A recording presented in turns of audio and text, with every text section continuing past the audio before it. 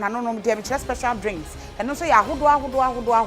a obi abenya ne so ene ne de we adwuma na abra na apɛ special energy anom na ama wa hoden foforo eno achi ye wo best point savings and loans who do sika koto a oha obi a eni achire best assurance ene best pension wo mo eni nyumaku a wo maso ya senama ye de anwumrei no sia ne fakase boyi ye de ebramo na de edi mu akotini bi ene se mampanyin Akufo Addo yaka se wakopiem wo epoye mantemu ama Sarpong baako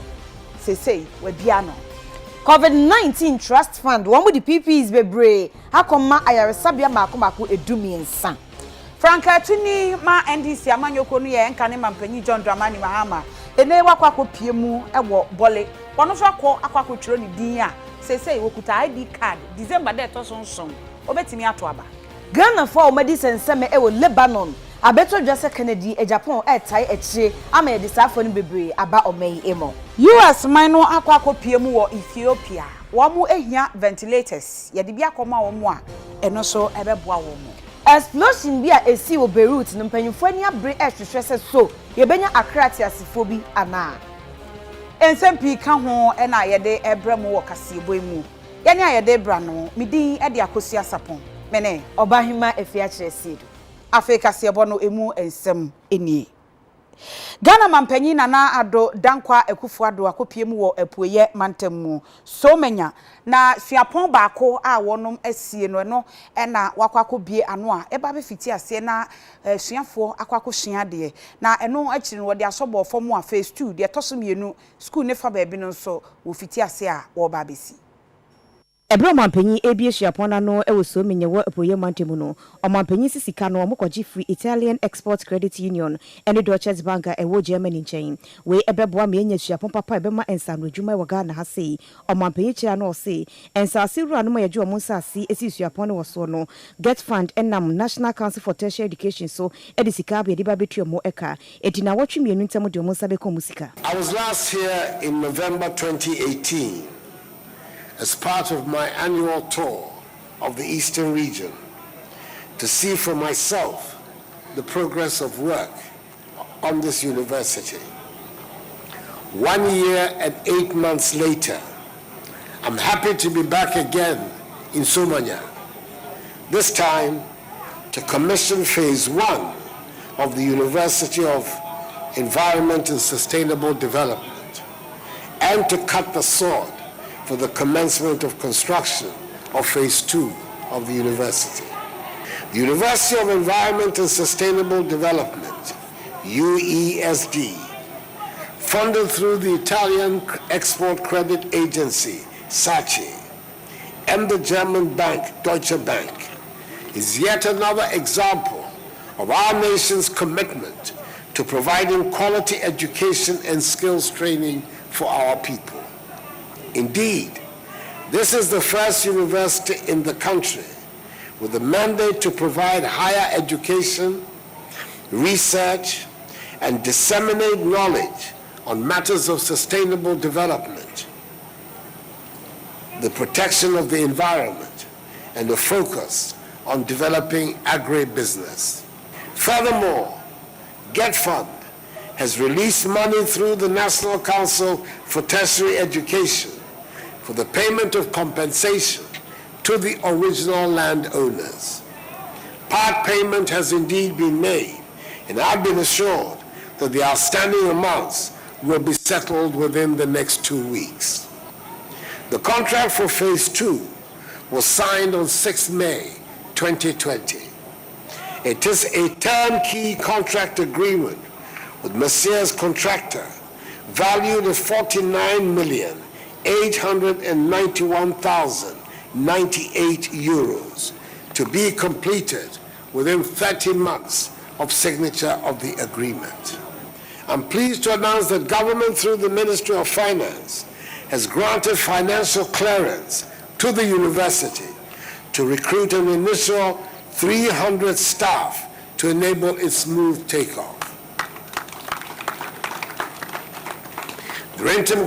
interim council of the university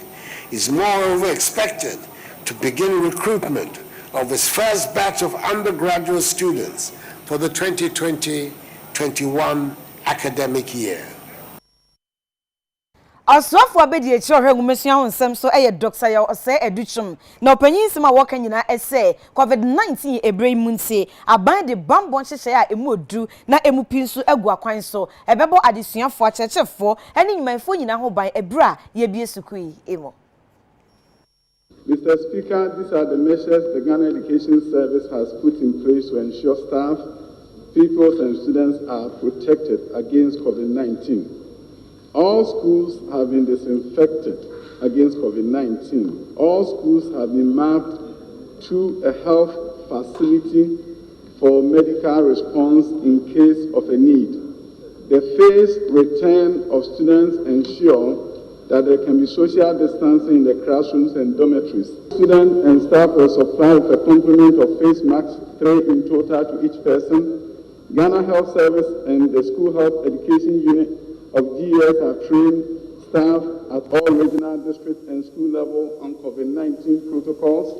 All schools have been supplied with thermometer guns to measure temperature of students and staff regularly.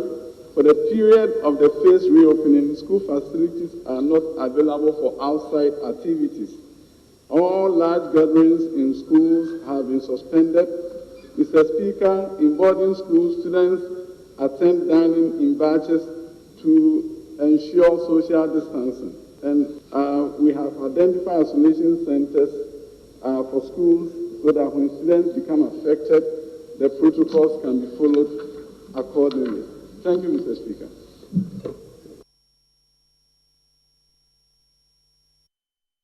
Yadaswa ewo emrashebedwam ho na onmunyan for Dr. Clement Park emrashebedwani a wo Busa South na opeso ohunu se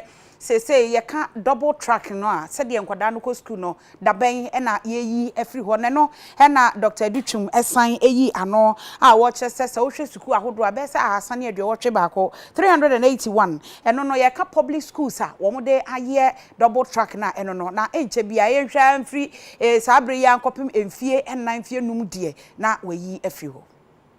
Mr. Speaker, the double track system is an interim measure the ministry employed to enroll all qualified students into senior high schools. The measure was necessitated due to the increased number of students from the junior high schools against the limited infrastructure at the secondary level as of that time.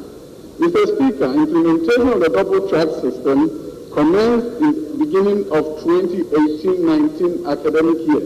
Currently, the system is being implemented in 381 out of the 721 public senior high schools across the country. Mr. Speaker, we plan to phase it out over the next 5 to 7 years. We've already have 2 years gone by, so that gives you 3 to 5 years for the double track to be phased out. It is expected that in the next academic year, the number of double track schools will be reduced accordingly. Thank you.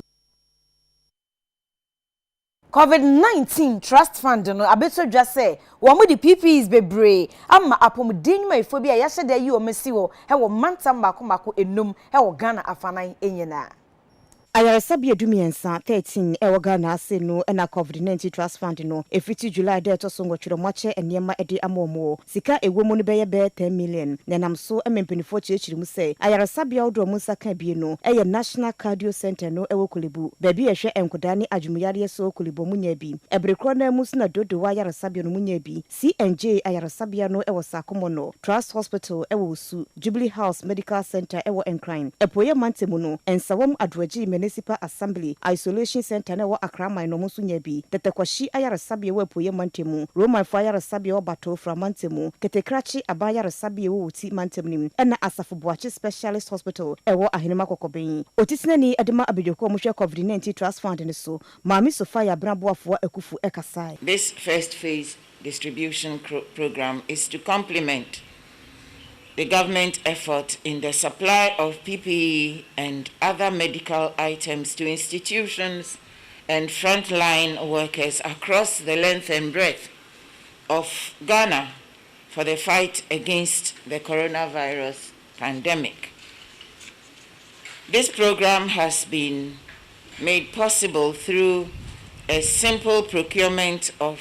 urgently required PPEs and other medical supplies costing 10 million Ghana cedis altogether. The objective is to support the medical care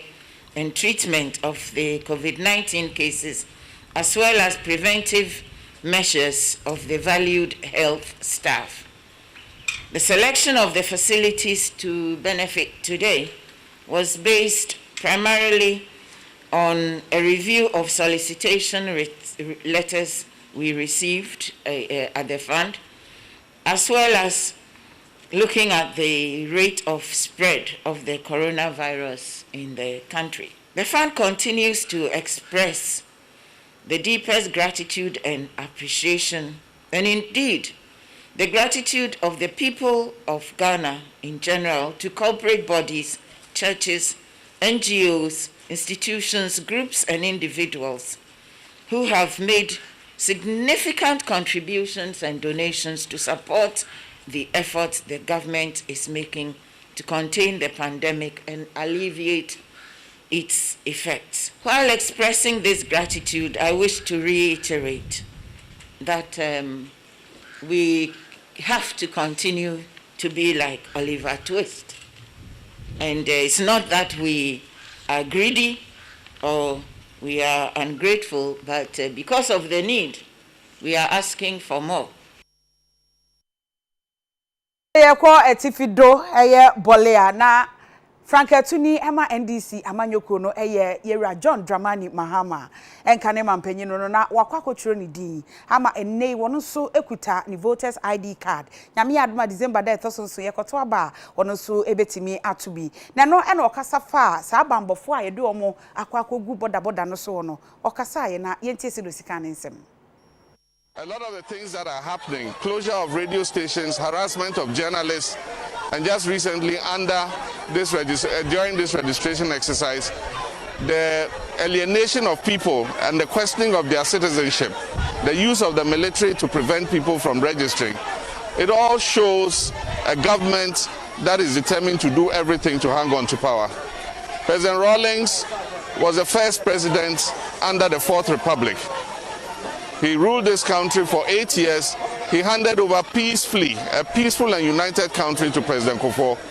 President Kufuor was in power for 8 years. He handed over a peaceful and united country to President Mills.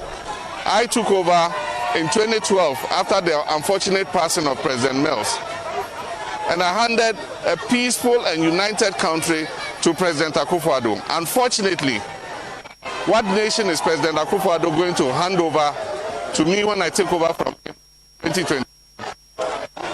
We will bring back the peace and unity of this country. We'll make all our people feel that they belong to this country and that some people do not own this country more than others. And so everybody register. Your vote is your power. Let's register and kick out this non-performing government. It's been 8 years of abandoned projects, 8 years of failed promises. One village, one dam has not materialized. All the dams dry up in the dry season. Most districts do not have any factory yet. And yet it's all been propaganda, propaganda, and propaganda. Ghanaians have seen through it. And on 7th December 2020, they are going to exercise their franchise to kick out this government. We will come back, we will restore economic prosperity in this country, and we will protect our people from the coronavirus. Look at the number of people who are dying from coronavirus, the number of people who have been infected. This government has failed in its coronavirus response. And so NDC is going to come and put things right. Minority Chief Whip Amrashe Bedwem so san Amrashe Bedwani ewo asanwase abaton pesua eso Honorable Muntaka Mubarak asema woka nyina ene say 1992 constitution ebeya yenye munsakraye na eno atumi agitumi bi de afi omampanyin nsem se de beya so obi ye Amrashe Bedwani a onsan emma no osoafo dibre esan se Amrashe Bedwem adwuman eden na edroso pa dugo na butaya ewo makoma man se wo ba ebe na minister na deputy minister ento we drufi hana sebio ne party na we ni a na say butaya ede ne bae no ne nsanka enti ne enka ewo dwuma na oye won hwɛ nyi dwuma no the doesn't mean say the party kura ya me ayan na dom na the party awie ne na ya the minister na deputy minister the same thing ubo no na wono ya no homobo on hwɛ nyi dwuma enti no uhwɛ a nipa bebrebe a ma ya di prime minister obi to spend 1 million 2 million so oye prime minister no ne buta ya pa ne say nipa no so be minister enti say wutwe a the beba ne say obi a opese obeye member of parliament a wonim say ye parliamentarian na minister bi enim no omo kwa na beba medun say no beboa ama de dikan ama wontu a wo prime minister do na no aso beti. There's a direct relationship between the quality of parliament and the quality of our democracy. So if the quality of parliament is mediocre, then we should expect nothing but the perpetuation of democracy, mediocrity as far as our democratic enterprise is concerned.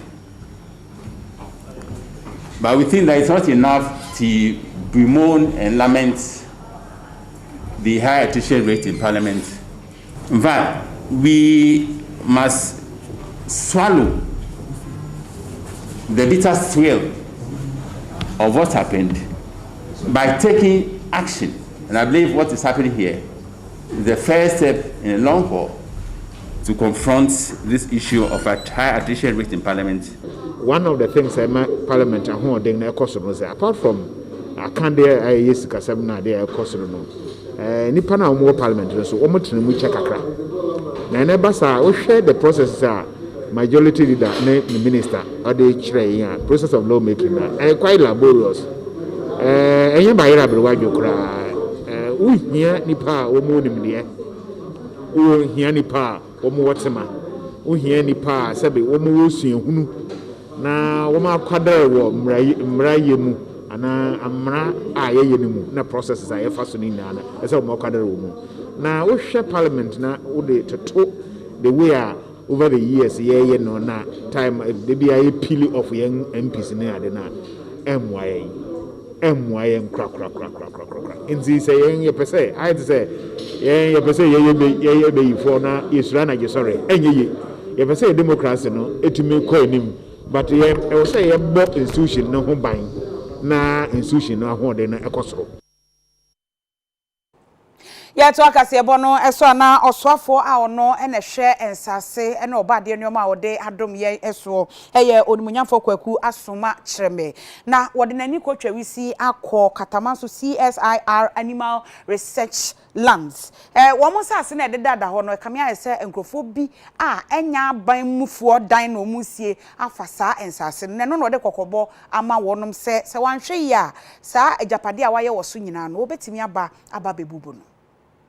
Siyantambe 7,000 na ban etwato hodmo edema CSIR kro no so mofanya muo mu hwehwemu na enkrofo adidi akosa ensase nim eno so afo ensase ne obade ne paso onwanyafo kwaku asoma kyereme ede enkra komo mo se pinti asase na wono mokwa okona so bi asase da wono mahwe no wani di ankom enti wono masisi dan akese de sisi asase ne so no omonhya ase enkodwudungu ansa na de efe ayomotan asase ne yebebo ho ban na ye 7,000 acres sisi akabe 1,000 acres nti 1,000 acres na akano yebe jina supintin ya boy no ho ban se omo wiram fufuro omo wiram no muntimi enye nko ba bia no we stop them na se bia na wutie ne ye kasase ntina wutumrika wusi na nopa anajo na wo ya ene ebo ho kokko se wo tu sikagu yebe dwiregu empo omo dikan asisi no a munni krata no ye ne wo mo obi ka yesi ya ba ha ya be kasase ya ne ya ja omo na omo kosa abansa so ntimi fa ene mbesin ko Jubilee House na nkotwa asase na de kire na momfe se sa na ye fa no anya sa nhihye wo ho ntimi emfa no kwa animal research for na kasa omo ye adwuma wo ha no partly they should be blamed ndi omo tia no omo si omo nhuni omo nte ye nso ya in between bungalows amanfo abefa ho no ma yesisi adan ho no omo tia na omo hwe omo ba adwuma da bia the officers are dead they are standing just here na omo hwe yen no mo hwe third parties no mo fa ban asase obi amo no asase ho ban state institutions no ne wa hwe amo no asase ho ban ya obetwen ama third parties abefa no makoton no saa no ye ne omo obi ka ebio mekasi su dia se asase no tetetete no yeje wonananom ho de yegina su yeje wonananom ho ya compensation yitua ye enti se nananom so hye chiri no oh ya dia ene ye fa nkwatikwa ne ye twaton a omo sachira omo adwen na ne omo ye no sabio enya ne kwan so a National Welfare Officer Emma Ghana Union of Traders Association Guta Edi atu dwase Greater Accra branch Emma Guta womo da so agina womo enanso na ewom se enche ne beto dwase executive committee ne yegu ne de enso womo nka ekuo bia ho womo da so ejum na so womo eye ejuma July dan eto so nkru na Guta mpanifoɔ de to dwachechim sɛ mo nkran kra batano mogu no esan sɛ ekuo no ebu mo emra so enam so menkrofo kyerɛ mo adwen sɛ ene matime ho apie Guta kuo nim enu nti na nei Owura Benjamin Yeboa a wono eye National Welfare Officer ede Emma Guta kuo no afrɛsɛ ntwofo nhima kyerɛkyerɛ mu sɛ ɔmo nti ɔmo ho emfiri Guta ekuo nim kɔ baabia sɛ me no wɔ hɔ na yɛ adwene bom otimi kɔti kuo as far back last year 2019 July wa kɔti kuo yenim tag say advocacy group yenim hore na mako form na ma start running underground sana adwempo ben pa ne tag de mo ye nachi eti mo undermining yen as national executive members you undermining us hadwene mutimi kokora kotimi koje car for Greater Accra mon carry train na mako akoje you mutimi nyasa say we yasa dia na nya dia o person woni eye adwuma eti the assessor say ye nuanum say omo de omo ti de dada na ye nim no omo kɔ a umfa ko ni hye omo to omo mfa nkɔ kɔ ni ja eko ni woni ba bi na eko no enye adwuma wo ma ye de abo adwadi for so many years no ye nkɔ so ye nya sɛ Greater Accra Guta is still very much active. Ekuo mani bi ekasa de to dwachire mu sɛ omo wogidie wo Guta ekuo ni mu to omo mfiri mu da Guta Greater Accra woman ati woman ho no na divide cheye mu mienu na anka ye ba ko anka be gina fefefe esa ni said Guta anka sankasa de ogina ne nanso nti se ye chemu na ayesa of efan wo baabi efan ya dwene enye ba ko na me die minim se Guta ebeko amaye di nkonim yeti se Guta enya problem tonight you can say Guta egu there was Guta and tag but as far as we are concerned Guta and yenim any other association of course Greater Accra but yenim tag up until recently ayeti but they won ekwohye time ye ni GRA say ye ko GRA no mo coding common Guta phone e di yenim nti we are registered under Guta NBSSI so by artistic Guta for ye bibia she Guta for anti tag de yenim Guta de yenim ye peja ye problem e de ko Guta for some years now Guta na e di traders anymore anti set tag bia ba ye de yenim tag Abusuafo ye je aboafo nkratoɔ aba ye ba e beto akase bɔ no so